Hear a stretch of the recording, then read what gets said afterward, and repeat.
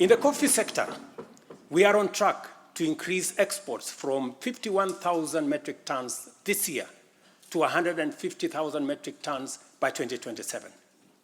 The government has also raised disbursements from the Cherry Advance Fund from 2.7 billion to 6 billion Kenya shillings, complemented by an additional disbursement of 1.5 billion by the Commodities Fund. Average prices at the Nairobi Coffee Exchange have risen by 25%. And in the last financial year, the country produced and exported 48,000 metric tons, earning farmers Kenya shillings 25 billion.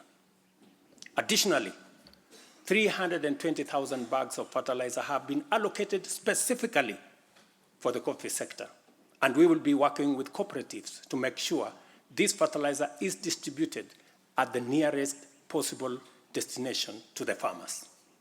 These interventions are expected to boost smallholder farmer earnings from Kenya shillings 300,000 to 500,000 per acre annually by the year 2027. The dairy sector remains a vital value chain with a quick turnaround impact on households in the economy. The government of Kenya has released and you members approved 3 billion shillings to modernize the new KCC, ensure farmers are paid on time, and maintain a high price of Kenya shillings 50 per litre. As a result, intake to KCC has increased from 100,000 litres a day to 220,000 litres a day by last month. Other strategic interventions include the extension of duty-free imports for feed manufacturing raw materials, subsidized artificial insemination services, and the reduction of sexed semen costs from 7,000 to 2,900 through the Kenya Animal Genetic Resource Center. These measures have led to a 14% increase in milk production from 4.6 billion litres in 2022 to 5.2 billion litres in 2023, with projections exceeding 6 billion litres this year. The value of exported dairy products has nearly doubled, rising from Kenya shillings 4.8 billion in 2022 to Kenya shillings 7.2 billion in 2023. These gains demonstrate how targeted policies can deliver tangible benefits to dairy farmers and drive growth in our economy. Honorable members, by 2022, the education sector was in a crisis with a lack of clarity in transition to the competence-based curriculum, a shortage of 110,000 teachers, and 23 out of 40 public universities were technically bankrupt and at risk of closure.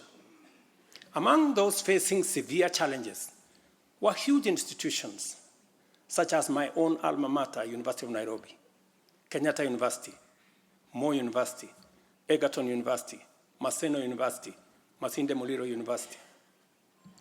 To address this issue in our education sector, we have already hired, as you know, members, 56,000 teachers and are in the process of recruiting another 20,000 by January next year.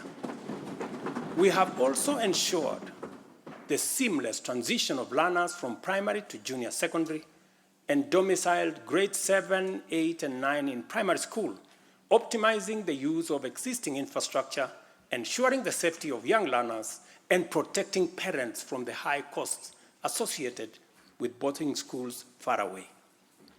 Recognizing the financial challenges faced by our universities and TVETs, we introduced a new student-centered higher education funding model. This model gives priority to the most vulnerable students, offering them up to 95% government support, while also pulling our universities back from the brink of collapse. The remaining challenges for a few universities, like Moi University, are related to internal administrative and governance issues, which I have given firm instructions that they should be addressed. To further enhance access to higher education, we launched the Open University of Kenya, and this house approved that exercise, paving the way for more students to achieve their academic goals. The institution's first cohort of students is scheduled to graduate next week on the 29th of November, 2024.